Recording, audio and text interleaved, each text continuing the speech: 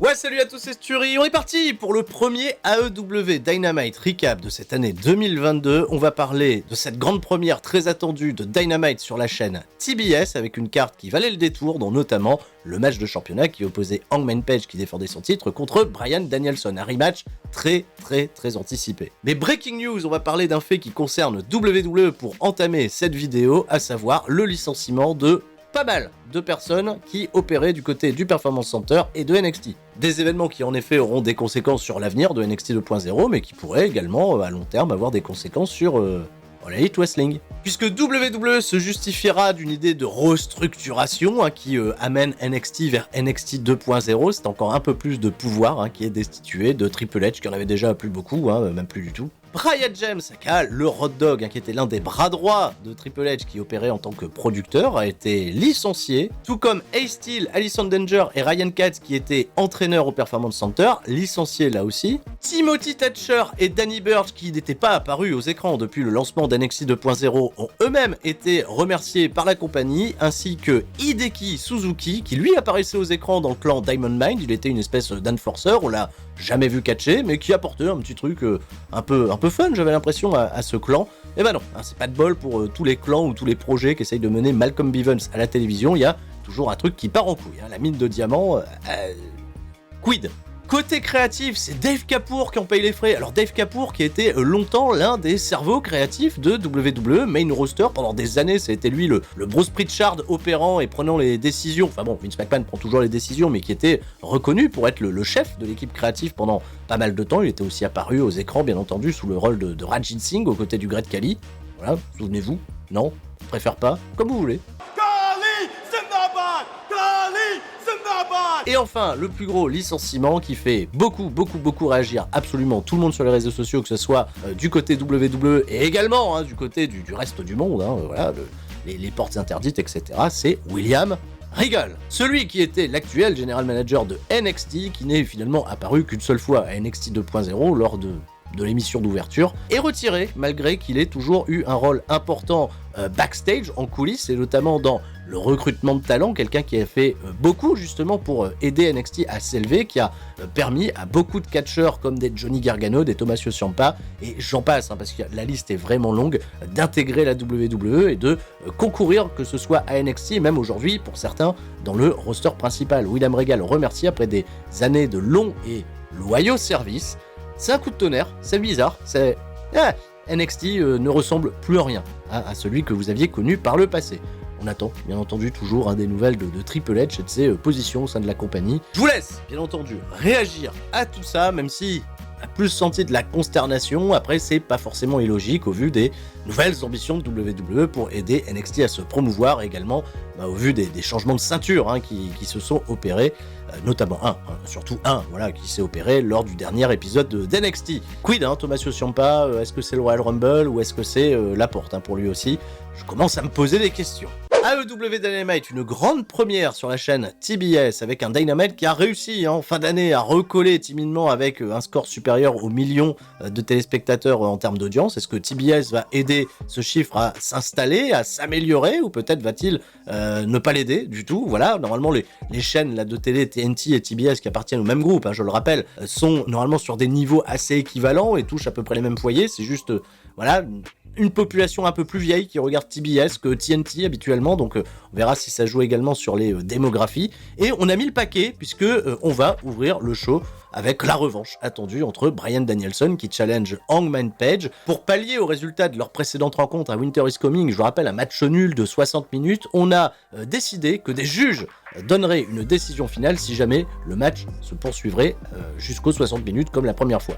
Les juges en question sont ni plus ni moins que le Big Show, Paul White, Mark Henry et Jerry Lynn. D'ailleurs, il y aura une grosse opération séduction envers Jerry Lynn pendant tout le match. Alors, on lui a piqué des moves pour peut-être l'impressionner, je ne sais pas. Les juges finalement ne serviront pas à grand chose puisqu'une décision sera prise au terme d'un match qui aura duré quand même une demi-heure. avec cela dit une physionomie de match totalement différente de leur précédente rencontre, puisque Adam Page va commencer en étant beaucoup plus agressif, et cela dit va commettre des erreurs qui va permettre à Bryan Danielson de s'attaquer très intelligemment au bras du champion pour pouvoir réduire potentiellement l'effet de sa buckshot lariat. De ce fait, on a le droit à une longue domination de Bryan Danielson, avec cela dit des comebacks d'Hangman Page toujours en force, hein, on développe bien entendu toute la puissance des souplexes, la puissance également des coups, et des coups il va y en avoir, et des bobos aussi, puisque les deux catcheurs vont bien entendu se mettre à pisser le sang, hein. Si on n'avait pas eu suffisamment de couleurs lors du premier match, là en tout cas on en a, et dis donc les images sont particulièrement intense, hein, voilà, je suis obligé de les mettre en noir et blanc pour des questions de YouTube, je veux pas te choquer. Hangman Page qui se recouvre le torse du sang de Bryan Danielson, un petit clin d'œil là aussi à Jerry Lynn, et justement clin d'œil à Jerry Lynn, je le disais, l'opération séduction elle fonctionne également dans les deux sens, puisque Bryan Danielson va appliquer un God Style Pile Driver, hein, qui était, on le rappelle, à l'époque le finish de Jerry Lynn,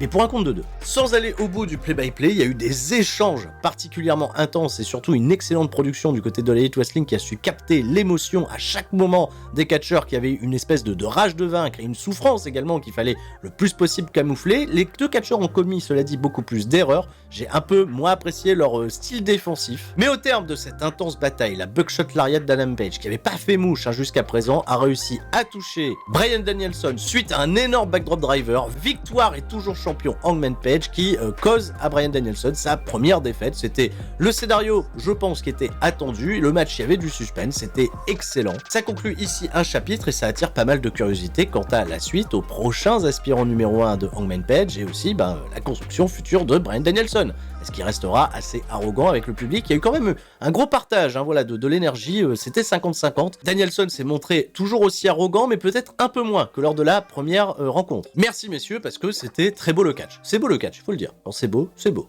On a le droit ensuite à une petite vignette de Max Caster et d'Anthony Bowens qui poursuivent leur rivalité avec Darby Allin et Sting. La semaine prochaine, nous aurons le droit à un clip de rap. Hein, voilà, voilà, un clip de rap. C'est bien. Retour à l'arène avec un combat qui nous a été promis entre MJF et on savait pas qui, finalement c'était Sean Dean, hein, donc qui était très probablement là pour jobber, parce qu'il est habitué à jobber, Sean Dean. La cloche a à peine eu le temps de sonner que CM Punk a fait un run-in et MJF a fui le ring, et on s'est demandé qu'est-ce qu'il vient foutre, CM Punk, évidemment il y a une rivalité, CM Punk MJF, ça c'est indéniable, et CM Punk pour faire chier MJF a cassé la gueule de Sean Dean, causant la disqualification d'MJF, voilà, et de ce fait, victoire de Sean Dean. La première disqualification du côté de la lutte depuis...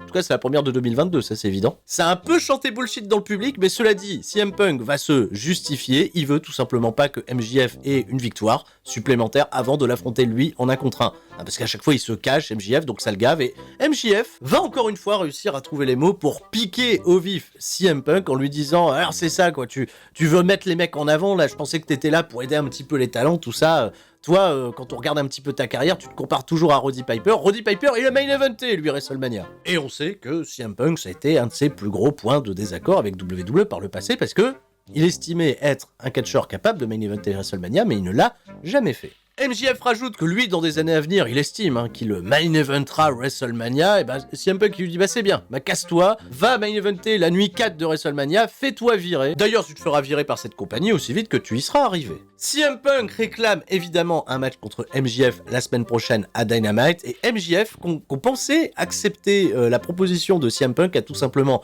détourné le problème et a dit la semaine prochaine, CM Punk, si t'as pas peur, t'affronteras Wardlow en 1 contre 1. Et bien sûr, CM Punk a accepté, un peu à contre-cœur, mais il a dit voilà, Roddy Piper, il était prêt à affronter n'importe qui, et moi aussi, si tu veux que je batte Wardlow, je battrai Wardlow la semaine prochaine. La storyline se poursuit, elle s'étale quand même de semaine en semaine. On n'a pas vu de catch de ce fait de MJF cette semaine. Ça reste un des programmes les plus hot qui soit toujours en cours, parce que je vais en parler. Les autres programmes, c'est ok, des programmes décents, mais qu'est-ce qui est véritablement chaud aujourd'hui du côté de All Elite Wrestling? Parlons de programme qui n'aura pas de suite ce soir, mais on continue de teaser l'affrontement ce samedi pour Battle of the Belts entre Cody Rhodes qui défend le championnat TNT contre Sammy Guevara, match revanche, et retour au ring avec Chris Jericho qui fait son entrée. Et parlons de programme peu intéressant, je trouve pas que Chris Jericho est un programme particulièrement intéressant en ce moment, puisqu'il est en pleine rivalité avec, et oui, écoutez bien, 2.0 et Daniel Garcia. Alors je pense que comme beaucoup d'entre vous, je les attends pour l'avenir de Daniel Garcia, peut-être un peu moins pour 2.0, que j'aime bien, que je trouve pertinent, que je trouve une bonne plus-value pour la télévision. Jericho Ring, bien entendu, et remercie la chaîne TBS, il n'était pas apparu sur cette chaîne-là depuis la WCW en 99, une défaite contre Booker T, voilà, voilà, il a dit, il a triché certainement. Il y a un chant TBS dans le public, je pense que c'est la première fois que j'entends une chaîne de télé scandée par un public, c'est ça qui est fou. Et il va être interrompu par les anciens fifous de Everrise 2.0 qui vont se moquer de Chris Jericho, et Chris Jericho va tout simplement se moquer d'eux sur physiquement, voilà, il va se faire des blagues sur la forme de leur tête. C'est bien, ça a amusé quelques personnes je pense, pas moi je suis bof, pas trop. Et au moment de lâcher les coups, Daniel Garcia va attaquer Chris Jericho par derrière, ce qui va conduire au run-in d'Eddie Kingston, d'Ortiz et de Santana. Alors Eddie Kingston, c'est vrai qu'il se retrouve un petit peu allié et mêlé à tout ça, parce qu'il est pote avec Ortiz et Santana, figurez-vous. C'est New York, c'est tout ça, voilà. Et il nous tease un match revanche d'ailleurs en 3 contre 3 entre tout ce beau monde pour Rampage, pas de disqualification, tout ça. Ça va être bien sur le papier, ça va être un chouette match, mais est-ce que c'est excitant? Moi je suis pas véritablement excité pour le moment par tout ça. C'est ni plus ni moins que des programmes d'attente. On attend beaucoup aussi du côté de l'Elite Wrestling. Un promo clip pour nous apprendre que Jack Atlas, ancien de NXT, a signé dans la compagnie, à peine arrivé déjà challengé par ni plus ni moins que Adam Cole, qui doit continuer de poursuivre sa streak d'invincibilité et de faire grimper son compteur dans les fameux rankings de l'Elite Wrestling. Il y a un combat qui est prévu entre les deux ce vendredi soir à Rampage. Wardlow, le futur adversaire de CM Punk, va squasher un catcheur du nom d'Antonio Zambrano qui va avoir une conduite un petit peu arrogante en début de combat, puisqu'il veut pas intégrer le ring quand Wardlow est présent, et de ce fait il va se faire attaquer dans le dos de l'arbitre par Shawn Spears, qui va lui mettre un gros Deadeye Driver. De ce fait Wardlow va régaler le public en assénant pas moins de 6 powerbombs, je crois, oui, d'affilée pour le public. Les gens étaient contents, ils veulent voir Wardlow powerbomber des gens. Il y a toujours ce projet assez subtil de faire tourner face Wardlow un jour ou un autre, et ben peut-être que la semaine prochaine il y aura plus de clés pour tout ça, parce que Wardlow il va encore une fois devoir faire le sale travail pour MJF. Mais là, le sale travail s'appelle CM Punk, donc ça va peut-être pas être bien simple de le mener à bien ce travail-là. Petit promo clip pour nous rappeler la rivalité entre Layla Hirsch et Chris Statlander, depuis que Statlander a battu Layla Hirsch il y a 10 jours, voilà, elles se sont pris la tête dans un match tag à Dark, et de ce on nous en parle. Bah voilà, c'est gentil de votre part. Mais on sait pas quand est-ce qu'elles se affronteront. On enchaîne avec la finale du tournoi TBS pour couronner la première championne TBS. Il y a pas mal de choses à en dire. Jade Cargill, encore invaincu jusqu'à présent, chez All Elite Wrestling, 22 victoires, 0 défaites. On a peut-être trouvé une manière de détourner, je sais pas, sa série de victoires totalement folle pour pas lui donner une chance au titre de Britt Baker, parce que, bah oui, la meuf elle est invaincue, elle a jamais eu de chance au titre jusqu'à présent.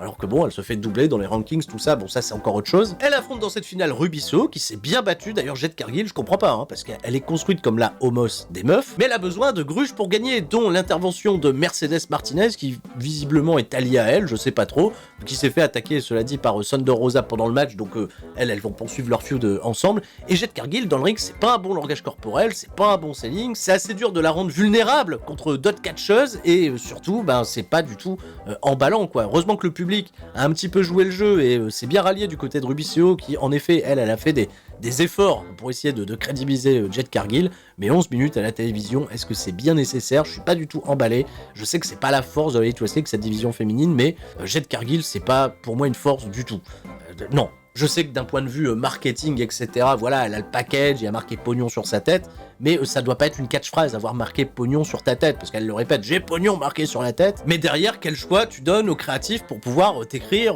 convenablement, voilà, est-ce que c'est une plus-value aujourd'hui de Jade Cargill? Je vous pose la question. À titre personnel, la question, pour ma part, elle est vite répondue. Victoire au final de Jade Cargill, première championne TBS, et ok.